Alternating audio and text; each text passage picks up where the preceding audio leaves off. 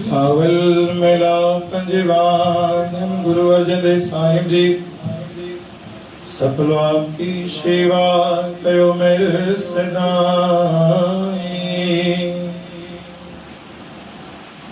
जिन तू बंद कर छोड़िया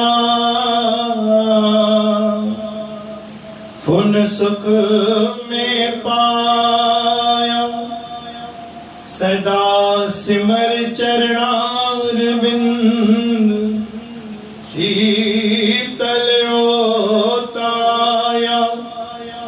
जीव त्यात्वा मोया किच काम न आवे जिने रचन रचाया कोत से स्यो रंग लावे। सतनाम श्री हर सतनाम श्री हर।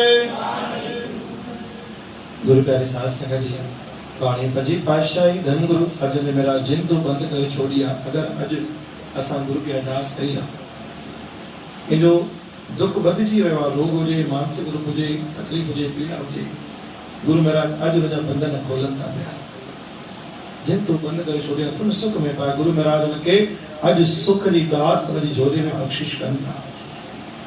सदा सिमर चरणार में शीतल होता है मन के हमेशा तदान जेतरी पाण उनके अंदर नम्रता मर्यादा जेती पाण बख्शिश करना सी पेने पाण क्रोध में न खणी छो तत्रो भी पाण के कोई उत्तेजित करे एतो भी पाण के परेशान करे लेकिन पेने पाण के हमेशा सब्र की जगह ते ही रखनो आदि जगह ते रखनो जीवते आत्या मोया कुछ काम ना आवे।